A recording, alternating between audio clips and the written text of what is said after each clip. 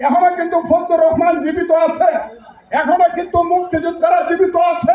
প্রয়োজনে আবার যুদ্ধ হবে। বিছনা অষ্টগ্রাম মিটা মানে এরা পাস করে ফেলবো। আমি বিষ আর খেতে হলো না অ্যাডভোকেট ফজলুর রহমানের। নিজ আসনে জামায়াতকে হারিয়ে বেসরকারিভাবে জয়ী হলেন এই বীর মুক্তিযোদ্ধা। কিশোরগঞ্জ ৪ আসনে ৭৬,০০০ ভোটের ব্যবধানে জয়ী হয়েছেন বিএনপির নেতা ফজলুর রহমান। নানান সময় আলোচিত সমালোচিত বিএনপির বর্ষিয়ান নেতা ও বীর মুক্তিযোদ্ধা অ্যাডভোকেট ফজলুর রহমান আওয়ামী লীগ সরকারের আমলে নানান অমানবিক জুলুম ও নির্যাতনের শিকার হয়েছেন তিনি। এবারের নির্বাচনেও তাকে নিয়ে নানা অভিযোগ ও বিতর্ক ছিল। তবে সব আলোচনা সমালোচনাকে পেছনে ফেলে কিশোরগঞ্জ ৪ আসনে বিপুল ভোটে জয়ী হয়েছেন ফজলুর রহমান। এখনও দেশের মানুষ মুক্তিযোদ্ধাদের প্রতি গভীর সম্মান ও ভালোবাসা পোষণ করে।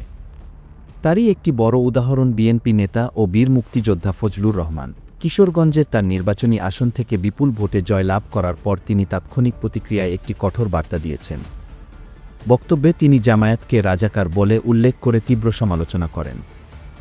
আসলে তিনি কি বলেছেন, কেন এমন বক্তব্য দিলেন? পুরো বিষয়টি বিস্তারিত জানতে ভিডিওটির শেষ পর্যন্ত আমাদের সঙ্গেই থাকুন। এখনো কিন্তু ফজলুর রহমান জীবিত আছে, এখনো কিন্তু মুক্তিযোদ্ধারা জীবিত আছে। প্রয়োজনে আবার যুদ্ধ হবে। কিন্তু ওই যে আবার পূর্বপুরুষের রক্ত দিয়ে যে দেশ স্বাধীন করছিলাম, সেই স্বাধীনতার মুক্তিযুদ্ধকে কোনোদিন আমি বাদ দিতে পারবো না, বলতে পারবো। এটা ঠিক না বেটি? মুক্তিযুদ্ধ ঠিক না বেটি? মুক্তিযোদ্ধা ভালো না রাজাকার ভালো? বলেন, ঠিক বিশ্বাস করেন? কেউ কি কয় আমার সিনোস আমি রাজাকারের কমান্ডারের সুত, এই কথাটা কেউ বিশ্বাস করে না। কিন্তু রিক্সা ভাই সেই ছেলেটা বলে, স্যার আমার আপনি চিনেন না, আমার বাপ কিন্তু মুক্তিযোদ্ধা ছিল। সব আলোচনা সমালোচনাকে পেছনে ফেলে কিশোরগঞ্জ ৪ আসনে বিপুল ভোটে জয়ী হয়েছেন ফজলুর রহমান। ১২ ফেব্রুয়ারি অনুষ্ঠিত ত্রয়োদশ জাতীয় সংসদ নির্বাচনে কিশোরগঞ্জ ৪ ইচনা মিঠাইন অষ্টগ্রাম আসনে ধানের শেষ প্রতীক নিয়ে প্রতিদ্বন্দ্বিতা করেন অ্যাডভোকেট ফজলুর রহমান।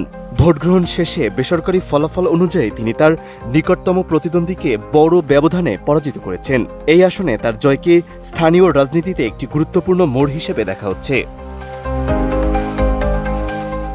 নিজের ফেসবুক পেজে দেওয়া এক পোস্টে ফজলুর রহমান দাবি করেন তিনি ৭৬,৯০৭ ভোটের ব্যবধানে নির্বাচিত হয়েছেন। পোস্টে তিনি লেখেন ৭৬,০০০-এর বেশি ভোট পেয়ে সদস্য হিসাবে নির্বাচিত হয়েছেন তিনি। সবার সঙ্গে যোগাযোগ করা সম্ভব হচ্ছে না, তাই তিনি ক্ষমা প্রার্থী বলে উল্লেখ করেছেন। তিনি আরও দাবি করেন ৩০০ আসনের মধ্যে তার আসনেই সর্বোচ্চ ব্যবধানে জয় এসেছে, যা জনরায়ের নিরঙ্কুশ প্রতিফলন। নির্বাচনী ফলাফলের হিসেবে দেখা যায় ফজলুর রহমান মোট ১,৩২,৫৫৩টি ভোট পেয়েছেন। তার নিকটতম প্রতিদ্বন্দ্বী ১১ দলীয় জোট মনোনীত জামায়াত প্রার্থী অ্যাডভোকেট রকুন রেজা পেয়েছেন ৫৫,৬৪৬ ভোট। এই ব্যবধানই তাকে বড় জয় এনে দিয়েছে। ফজলুর রহমানের রাজনৈতিক জীবনের শুরুর দিকে ছাত্রলীগের রাজনীতির সঙ্গে তিনি যুক্ত ছিলেন। একসময় তিনি আওয়ামী লীগ থেকেও সংসদ সদস্য হন। পরবর্তী সময় তিনি বিএনপিতে যোগ দেন। সাবেক রাষ্ট্রপতি আব্দুল হামিদের আসন হিসেবে পরিচিত ওই এলাকায় আগে একাধিকবার নির্বাচন করেও তিনি জয়ের দেখা পাননি। তবে আওয়ামী লীগের অনুপস্থিতিতে এবার তিনি বিজয়ের দেখা পেয়েছেন।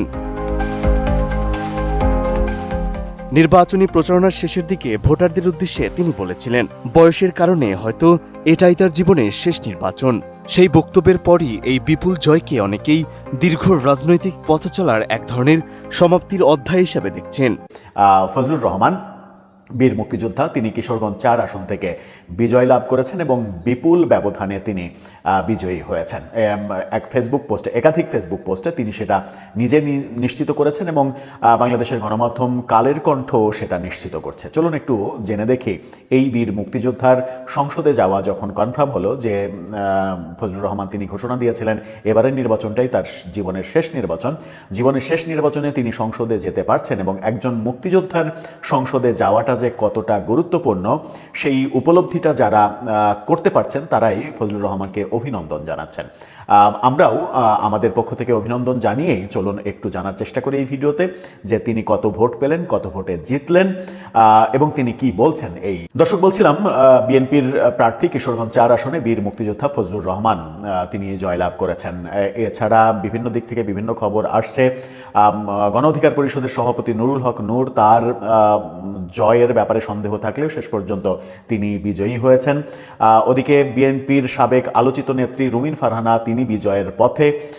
এনসিপির যিনি সদস্য সচিব আক্তার হোসেন তিনি বিজয়ের পথে।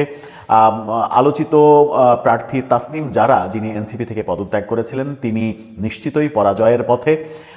খুলনা 1-এর আলোচিত যে হিন্দু প্রার্থী সেই হিন্দু প্রার্থীর পরাজয় আমরা দেখলাম, তিনি পরাজিত হলেন। খুলনা 1 হিন্দু অধ্যুষিত এলাকা হওয়া সত্ত্বেও জামাত একজন হিন্দু প্রার্থীকে প্রার্থী করেও শেষ পর্যন্ত সেই আসনে জয়লাভ করাতে পারল না। এটা একটা বড় ঘটনা। চলুন এবার যাওয়া যাক ফজলুর রহমানের প্রসঙ্গে। ফজলুর রহমানের প্রসঙ্গে দৈনিক কালের কণ্ঠ কি নিশ্চিত করছে দেখুন। তারা বলছে কিশোরগঞ্জ 4 আসনে বিজয়ী বীর মুক্তিযোদ্ধা ফজলুর রহমান। এই তথ্য কালের কণ্ঠ নিশ্চিত করছে। পাশাপাশি ফজলুর রহমান নিজে 2টি ফেসবুক পোস্টে এই বিজয়টা নিশ্চিত করেছেন। একটি ফেসবুক পোস্টে তিনি তার পেজ থেকে লিখেছেন, 300 আসনের মধ্যে আমার আসনেই সর্বোচ্চ ব্যবধানে বিজয়, এই জনরায়ের নিরঙ্কুশ ঘোষণা, এটাই মুক্তিযুদ্ধের চেতনা। আরেকটি পোস্টে তিনি লিখছেন, ৭৬,৭৯০ ভোট বেশি পেয়ে সংসদ সদস্য হিসেবে নির্বাচিত, সকলের সাথে যোগাযোগ করা সম্ভব হচ্ছে না, ক্ষমা প্রার্থী, সকলের জ্ঞাতার্থে জানিয়ে দিলাম। যদিও সংখ্যা লেখার সময় তিনি ভুল করে ৭৬,৭৯০ জায়গায় তিনি ৭,৬৭,০০০ লিখে ফেলেছেন। এটা একটা মিস্টেক হয়েছে, পোস্ট দেখলেই বোঝা যায়। চলুন যাওয়া যাক কালের কণ্ঠে কি বিস্তারিত রেজাল্ট দিচ্ছে। ইটনা, মিঠামাইন, অষ্টগ্রাম এই 3টি উপজেলা মিলিয়ে কিশোরগঞ্জ 4 আসনে সেখানে তিনি বিজয়ী হয়েছেন ৭৬,৯০৭ ভোটে। সেখানে দেখা যাচ্ছে যে অ্যাডভোকেট ফজলুর রহমান তিনি পেয়েছেন ১,৩২,৫৫৩ ভোট। ১,৩২,৫৫৩ ভোট। তার নিকটতম প্রতিদ্বন্দ্বী ইসলামী ছাত্র শিবিরের সাবেক কেন্দ্রীয় নেতা ও জামাত ইসলামের ঢাকা সিটি কর্পোরেশন উত্তর শাখার আইন বিষয়ের সেক্রেটারি অ্যাডভোকেট শেখ মোহাম্মদ রোকন রেজা তিনি পেয়েছেন ৫৫,৬৪৬ ভোট। ৫৫,৬৪৬ ভোট মানে ৭৬,০০০-এর বেশি, প্রায় ৭৭,০০০ ভোটে তিনি পরাজিত হলেন। এই পরাজয় যখন আমরা দেখলাম তখন চলুন একটু এই আসনটাতে চোখ মেলে দেখি। এই আসনে আমরা দেখছি যে সংক্ষিপ্ত হিসাবে দেখছি যে এখানে ভোটার সংখ্যা ৪,০৮,৩৫২। এই ফটোকার্ডটা দেখলেই বুঝতে পারবেন। সেখানে ২,১১,১৮২ জন পুরুষ, ১,৯৭,১৬৬ জন মহিলা এবং 4 জন তৃতীয় লিঙ্গের ভোটার। তো প্রিয় দর্শক, এতক্ষণ আমাদের সাথে থাকার জন্য আপনাদের অসংখ্য ধন্যবাদ। আর হ্যাঁ, আজকের এই উক্ত বিষয়টি হতে আপনাদের কি বক্তব্য তা অবশ্যই আমাদের কমেন্ট করে জানাতে বলবেন না। আর হ্যাঁ, আপনি যদি আমাদের এই চ্যানেলে নতুন দর্শক হয়ে থাকেন তাহলে অবশ্যই চ্যানেলটি সাবস্ক্রাইব করে বেল বাটনটি অন করে রাখুন। ধন্যবাদ সবাইকে।